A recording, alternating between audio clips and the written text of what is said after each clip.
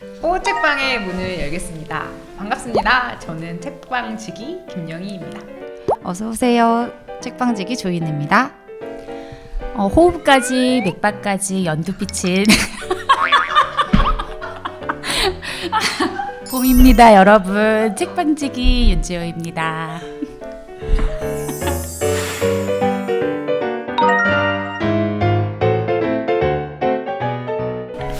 너무 설레네요. 그럼요. 제가 오는 길에 김계미 시인의 시집을 읽었거든요. 그래서 또 보니까 써먹고 싶더라고요. 그래서 저는 영희쌤은 대본에 써놓고 뭐 하지만 저는 써놓지 않고 제가 좀 돋보이고 싶은 멘트 준비했어요. 지금 저 눈빛에서 야망이 가득 차서 그렇죠. 그럼요. 4월입니다. 4월이 되면 가슴이 좀 먹먹해지시는 분들이 많으실 것 같아요. 한국인들에게 4월 16일은 잊을 수 없는 날이잖아요. 저희가 4월이 되면 매번 잊지 않겠습니다 라는 이야기를 하며 세월호 참사를 떠올리는데 올해가 세월호 9주기라고 하더라고요. 벌써. 네, 시간이 많이 흐르다 보니 잊지 않겠다라는 다짐이 점점 희미해지는 것 같아서 마음이 무거우셨던 분이 많으실 거라는 생각이 들더라고요. 그래서 저희가 이번에 준비한 책은 지구행성에서 너와 내가 라는 책입니다.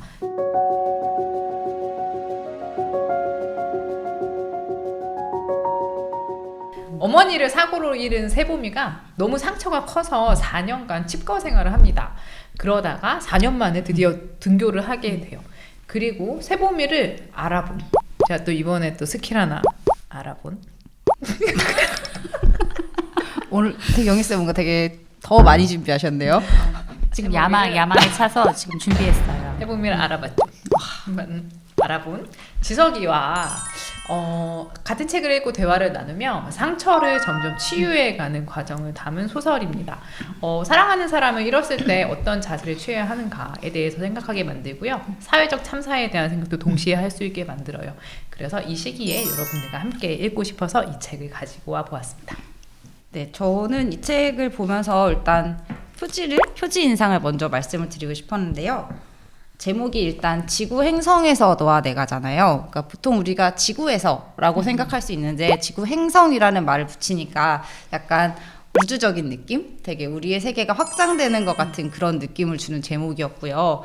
여기 보시면은 제목 있는데 홀로그램 처리가 되어 있어요. 우리 전에도 한번 얘기한 적 있는데 홀로그램 처리를 했다는 건 출판사에서 굉장히 공을 들여서 되게 중요하게 생각했다라는 의미라고 생각을 했는데 이 파란색으로 홀로그램 처리가 되어 있는 게 마치 우리가 우주에서 푸른 별인 지구를 바라보는 것 같은 많은 생명이 어우러져서 살아가고 있는 그런 지구를 바라보는 느낌을 줘서 굉장히 설레는 느낌을 주는 푸른색 제목이 되게 호기심을 가질 수 있도록 해줬었고요. 이 내용에서 물론 여러 가지 내용을 담고 있지만 세보미와 지석이의 이 심쿵하고 달달한 마음이 시작되는 부분에서 저도 같이 약간 봄이 타는 것 같은 그런 심쿵한 마음을 느낄 수 있는 그런 책이었습니다. 이내님 일부러 그 제목과 맞춰서 플래그도 파란색으로 붙인 건가요? 저는 항상 플래그를 붙일 때 색깔을 신경 쓰면서 붙이고 있습니다. 진짜인가요? 네. 네. 오늘따라 근데 또 더 그렇죠. 많이 그래서 저는 이번엔 특별히 지구 색깔로 붙여봤어요. 플래그의 색깔을 신경 쓴다는 놀라운 이야기를 그냥 한번 던져본 건데 진짜일 줄이야. 깜짝 놀랐어요. 지구 알아보셨다는 게 더.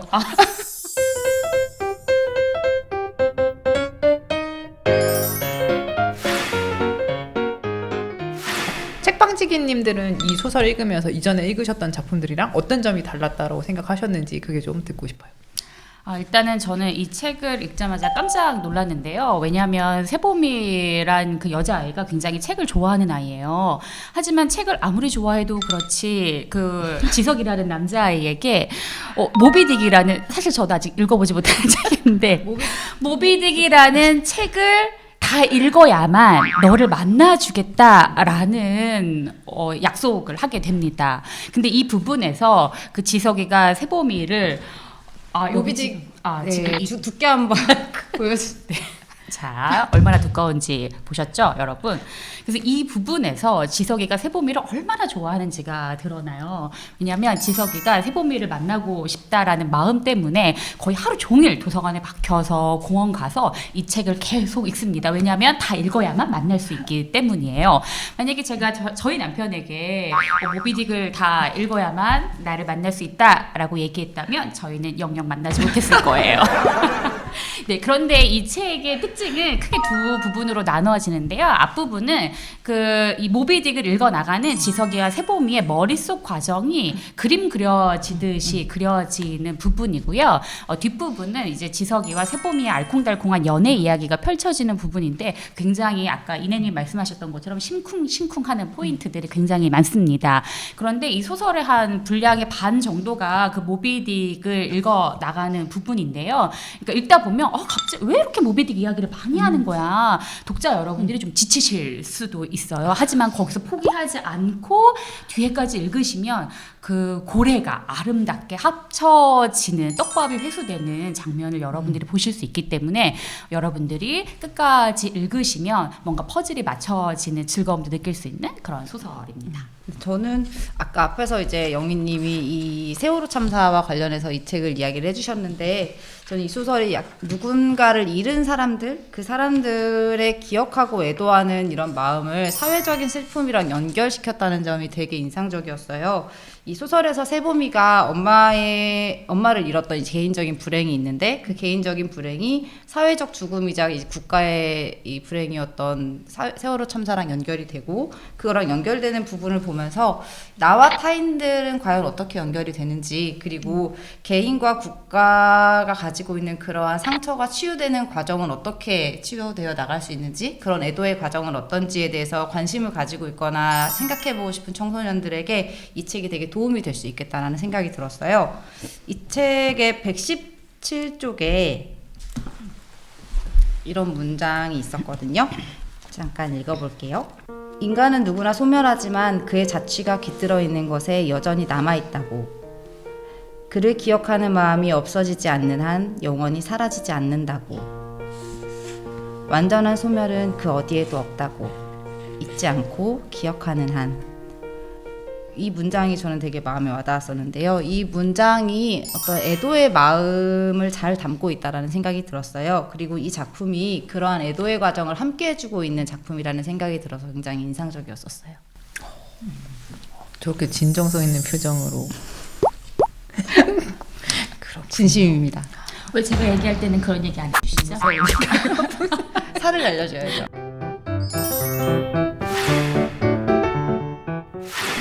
저는 이 작품을 읽으면서 되게 작가님의 야망이 보이는 느낌? 의욕이 이글이글하다라는 느낌을 받았어요. 아까 저 두꺼운 모비딕 인용도 말씀하셨지만 이 책에서는 상당히 많은 작품들이 인용되고 상당히 많은 문장들이 등장합니다. 그래서 저는 이걸 어떻게 수집하셨지? 어떻게 이걸 적절한 상황을 만들어 꽂으셨지? 이게 너무 놀랍더라고요. 그래서 제가 꼽은 이 책의 특성은 그 독자 특성인데요. 야망 있는 독자들에게 권해야겠다라는 생각을 했습니다. 호호 책방에서 권하는 책 중에 대부분이 독서력이 조금 낮은 친구들이 편하게 읽을 수 있는 작품들 저희가 많이 소개를 했는데요. 이 책 같은 경우에는 나는 다른 애들과 다른 책을 읽겠어. 나는 나만의 세계를 가지고 있어 라는 그런 생각을 가진 친구들이 특히 좋아하겠다라는 생각을 했어요. 제가 청소년기에 약간 저만의 세계에 빠져 살았거든요. 저는 노래도 팝송밖에 안 들었어요. 확인할 수 없으니까 저희가 그냥 믿는 걸로 할게요. 그럴까요? 그래서 항상 그런 생각을 가졌던 것 같아요. 나는 남들과 달라라는 생각을 가지면서 남들과 다른 나를 알아봐주는 사람이 있다면 난 언제든 달려갈 텐데 이런 생각을 좀 가졌었거든요. 그래서 호호 책방 보시는 많은 분들이 청소년들에게 책을 권하는 권장자이시거나 혹은 나에게 맞는 책을 찾고 싶어 라고 생각하는 적극적인 청소년 독자일 것 같은데 이 책을 권함을 받으면 나를 알아봐 주었구나 라는 혹은 스스로 이걸 선택하면서 읽으면서도 내가 나를 특별한 사람으로 확인을 하고 있구나라는 생각이 좀 가슴이 벅찰 것 같다는 생각이 들었습니다. 그리고 저는 이 책의 특성은 야망을 가진 독자들의 기쁨을 자극할 수 있는 책이라고 이야기해 보겠습니다. 좋습니다. 그러면 이 책은 김영희와 같이 야망을 가진 자들이 굉장히 재밌게 읽을 수 있는 독서력이 좀 있는 니트의 김영희 도전해라. 굉장히 자기애가 충만한 우리 영희님의 이야기 들어봤고요. 그러면 저희가 이 책을 해시태그로 표현한다면 어떻게 할 수 있을까? 너무 젊은이처럼 보이려고 하는 거 아니에요? 오늘 옷도 좀 이런 옷은 젊은이들이 입지 않나요?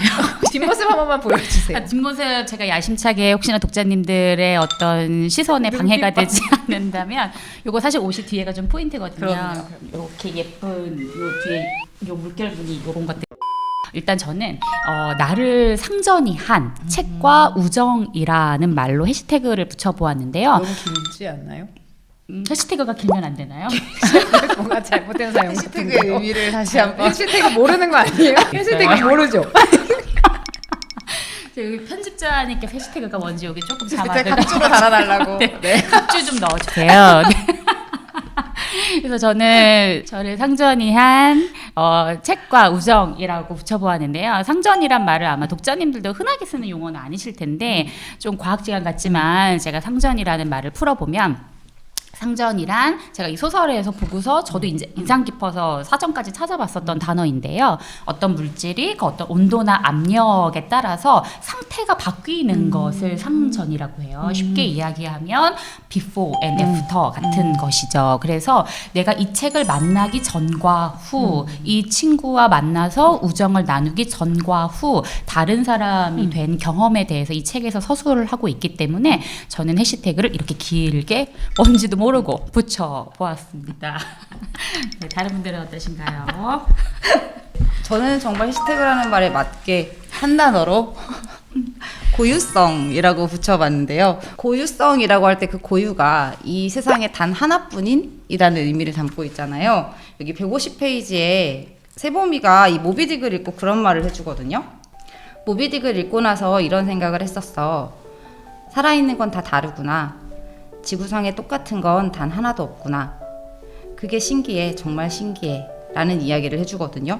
이 작품은 이 소중한 지구상에 있는 어떤 생명도 단 하나도 같지 않다는 거. 지금 저희 영희님과 재호님 두 분 다 똑같이 야망을 가지고 계시지만 다 각각 다르잖아요. 완전히 다른 개개인의 개성을 가지고 있고 절대 두 분이 다 야망을 가지고 계시지만 누가 누구로 대체될 수 없잖아요. 그러니까 그런 걸 보면 어떤 생명도 어떤 개인도 다 대체될 수 없는 고유한 가치를 가지고 있고 그게 굉장히 소중하다라는 인식을 담고 있는데 거기서 끝나는 게 아니라 그게 이제 사랑하는 사람을 잃은 상실의 아픔을 극복하게 되는 과정과 의미가 연결이 된다는 점이 되게 인상적이더라고요. 여기서 사랑하는 존재를 우리가 잃고 나면 그가 사라질까봐 되게 마음이 많이 아픈데 그 고유한 그 사람이나 그 존재의 가치는 다른 것으로 대체될 수 없는 대체 불가능성, 고유성을 가지고 있기 때문에 그가 사라지는 것이 아니고 그 고유의 의미로 남아있다라는 점이 이 상실의 아픔을 가지고 있는 사람에게 그것을 극복할 수 있는 힘이 된다는 점에서 굉장히 인상적이어서 저는 해시태그를 고유성이라는 말로 붙여보았습니다. 재호님은 해시태그만 알았지만 저는 언더바의 개념까지 알고 있기 때문에 언더바를 붙여 긴 해시태그를 만드는 거예요. 해시태그 뭔지 저와 똑같이 모르시는 것 전 같은데. 언더바까지 알아요. 재호님 언더바 아시나요? 언더바 알고 있고 가운데 바도 알고 있어요. 그래요? 편집자님 언더바를 써서 표기해 주세요. 활자 매체만이 할 수 있는 것. 무려 6개의 어절인데 언더바 5개를 쓰면 제가 하나의 해시태그로 표현했습니다. 현대인들이 그 사용하는 매체가 진짜 많잖아요. 뭐 유튜브도 있을 테고 팟캐스트도 있을 테고 SNS도 있을 테고 상당히 많을 텐데 책 좋아하는 분들은 이런 질문 하셨을 수밖에 없다고 봐요. 활자 매체만이 할 수 있는 게 뭐지? 책만이 할 수 있는 게 뭐지? 라는 그 질문을 자주 던져보셨을 텐데 저는 이 책 보면서 약간 힌트를 받은 것이 모비딕을 완독한 사람이 여기서 3명밖에 없어요. 세보미 엄마, 세보미, 지석이 그 3명밖에 없거든요. 근데 저는 이 세 사람 간의 관계가 되게 인상적이었는데요. 그 세보미가 뭔가를 이야기하면 지석이가 찰떡처럼 알아들어요. 아 모비딕에 나왔던 이 이 명대사지라고 얘기해서 그걸 이야기하거든요. 그러니까 저는 이 둘이 같은 책을 공유하면서 서로를 해석하는 단계까지 갔다라는 생각을 했어요. 그런데 그 세보미의 상황이 어머니가 돌아가신 되게 참혹한 상황이잖아요. 그 세보미를 둘러싼 사람들이 다 그를 배려하고 존중하고 아끼지만 지석이가 세보미를 해석하는 것과 약간 다른 방식이거든요. 예를 들어서 세보미가 고래 너무 좋아 라고 했더니 아빠가 갑자기 세보미가 좋아하는 지석이는 여기에 있는데 제주도로 이사를 가겠다는 결정을 내리죠. 그러니까 사랑해서 내린 결정인데 뭔가 핀트가 좀 어긋나거든요. 그래서 그런 인간에 대한 정확한 이해는 같은 텍스트를 보고 같은 이 사람이 무슨 생각을 하는구나를 이 문장이지라고 척척 집어서 얘기할 수 있는 사람들이 이뤄낼 수 있는 거 아닌가? 라는 생각이 들었고요. 세범이가 그 어머니가 읽었던 그 양장본 초판 모비딕을 발견하는데 그걸 읽고 엄마가 당신은 무슨 생각을 했을까를 떠올려 보기도 하고 메모를 찾아보기도 해요. 그래서 엄마는 지금 이 세상에 없지만 엄마와 나의 정신과 감성의 접점을 찾으려고 노력하는 모습을 보고 책을 통해 형성된 우정은 시간과 공간 그리고 생과 사까지 다 넘나들 수 있겠구나라는 생각이 들어서 조금 벅찬 감정을 느꼈습니다. 그 작가님께 좀 감사하다는 이야기도 하고 싶었어요. 우정이 이렇게 지속될 수 있구나. 이게 책의 역할이야 라고 제안해 주셔서 너무 감사하다라는 인사도 동시에 드리고 싶습니다. 네. 그러면 영희님의 긴 이야기 잘 들어보았고요. 그러면 저는 또 제가 제일 중요하니까 제 해시태그를 이용한 질문을 마지막으로 던져보고 싶어요. 저는 상전이라는 단어를 꼽아보았다고 했잖아요. 그러면 각자가 상전이한 순간은 어떤 순간이 있는지에 대해서 좀 이야기를 해보고 싶은데 이니님은 어떠신가요? 저도 이제 이 질문을 받고 이제 생각을 해봤는데 내 인생에 상전이가 일어났던 순간이 언제일까? 고민을 해봤다가 저는 이제 고등학교를 진학하던 순간이 제 인생에 상전이가 일어난 순간인데 제가 초등학교 때부터 중3 때까지 계속 운동만 되게 열심히 했던 태권도를 진짜 열심히 했던 태권소녀였거든요. 정말 거짓말이 아니라 초등학교 때랑 중학교 때 전교생이 저를 다 알았어요. 그때 학교 운동회 때마다 계속 초청받아서 시범단도 하고 막 대회 출전해서 계속 할 정도로 되게 거기에 완전히 몰입해 있었거든요. 그래서 제 초등학교 때부터 중학교 때까지를 두 단어의 해시태그로 하면은 책하고 태권도 2개밖에 없었어요. 그 정도로 그 2개에 완전히 몰입을 했었는데 이제 고등학교를 진학하는 순간이 되니까 저희 이제 부모님하고 저하고 이제 진지하게 고민을 하게 됐던 거예요. 저는 이제 당연히 제가 최고에 가서 태권도과에 갈 거라고 진로를 마음으로 확정을 했는데 이제 부모님과 다시 한번 진지하게 얘기를 하고 제가 좋아하는 걸 계속 고민을 하다가 이제 일반계 고등학교로 결국 진학하는 걸 선택을 했거든요. 근데 저 빼고 나머지는 제가 늘 있던 공간에서 다들 계속해서 운동을 하고 있고 다들 결국에 그분들은 다 선수가 되거나 체대를 가거나 다 진학을 했어요, 그쪽으로. 그래서 처음에 저는 다시 이제 마음 잡고 공부를 하면서 나만 거기서 떨어져 나왔다는 것 때문에 되게 불안하고 많이 흔들렸었거든요. 근데 그래도 제가 좋아하는 책을 계속 보면서 공부를 하려고 마음을 잡을 수 있었고 그 선택과 불안과 흔들림의 과정이 또 지금은 되게 저에게 큰 자산이 돼서 지금의 저를 만들었다는 생각이 들어요. 그리고 덕분에 그래서 여러분들에게 제가 좋아하는 책을 계속해서 알려드릴 수 있는 그런 직업도 갖게 되었고 계속해서 책을 가까이 할 수 있는 직업을 갖게 돼서 그 부분이 저에게 되게 인생의 큰 상전이자 또 되게 큰 도움이 되었던 선택이었던 것 같아요. 저희도 처음 알게 된 사실인데요. 네. 이렇게 들의 인해인데 태권소녀였다니 너무 놀랍고요. 저 365일 도복만 입고 다녔어요.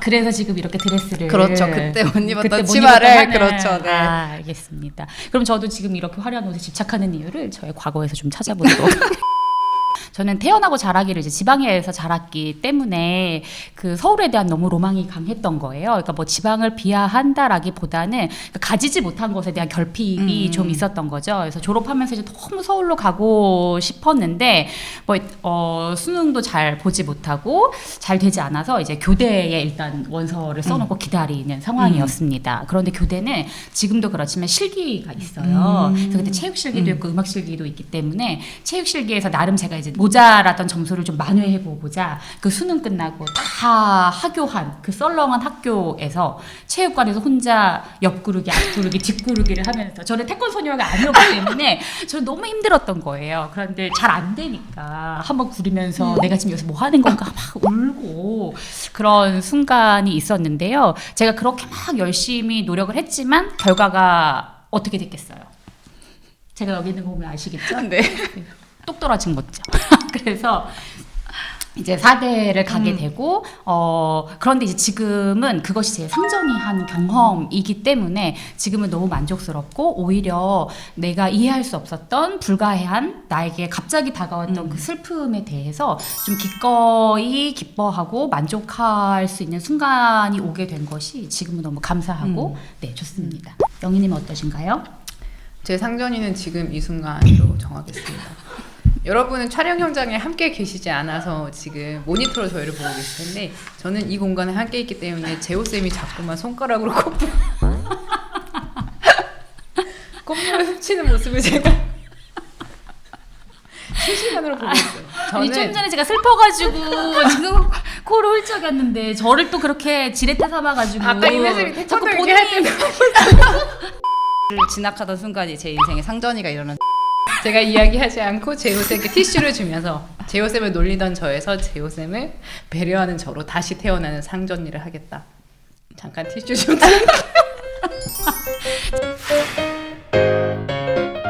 저는 그 지구 행성에서 너와 내가에서 마지막에 그 세보민의 가족이 제주도로 이사를 갑니다. 제주도로 이사를 가는 게 되게 인상적이었는데요. 그 어머니와 함께 있었던 그 추억이 모두 남아 있었던 장소를 떠나서 가족 전체가 이주하는 거예요. 저희가 흔히 도입에서 얘기한 것처럼 사랑하는 사람을 떠나 보냈을 때 혹은 거대한 참사 앞에서 잊지 않겠습니다라는 이야기를 하곤 하는데요. 잊지 않겠다는 말과 그의 흔적이 남아있는 곳을 떠난다라는 행위가 좀 모순된다라고 여겨질 수 있잖아요. 그런데 이것에 대해 저희가 생각을 좀 해보자면 잊지 않겠다는 건 언제나 그의 생각에 사로잡혀 있는 상황은 아닌데 저희가 흔히 그것이 그를 추모하고 애도하는 유일한 방법인 것처럼 착각하게 될 수도 있을 것 같아요. 그 4년간 칩거를 한 그 세보미가 어머니의 생각에 사로잡혀 있었던 건 본인의 반경을 좁히는 방식이었던 거죠. 세보미는 어머니에게 받은 유산이 상당히 많은데 책을 좋아하는 것 그리고 책을 바탕으로 사람과 대화를 하는 것 이 유산을 제주도에서 만난 새로운 사람들과 같이 공유하면서 자기 안에 있던 어머니를 자꾸 꺼내 보일 수 있게 되겠다라는 생각을 했어요. 그래서 저는 이 책이 타인을 애도하는 다양한 방법이 있겠지만 그 중에 저희가 직접 할 수 있는 그리고 나를 확장시키며 그의 기억을 안고 갈 수도 있는 한 가지 방법을 알려준다는 점에서 너무 의미가 있다라는 생각을 했습니다. 오프닝에서 그 세월호 참사 말씀드렸는데 사실 저희가 이렇게 즐겁게 웃으면서 이야기했지만 4월이 되면 다들 가슴이 먹먹해진 상태로 지내잖아요. 이걸 보시는 여러분들이 본인만 그런 생각을 가지고 있는 게 아니고 본인만 잊지 않는 방법을 고민하는 게 아니라는 점을 확인하고 좀 든든한 마음을 가지셨으면 좋겠어요. 그래서 4월 동안 자신만의 방식으로 애도를 하고 추억하고 기억하면서 함께 호호 웃는 시간을 가졌으면 좋겠습니다. 네, 여러분 다음 시간에 다시 만날게요. 안녕.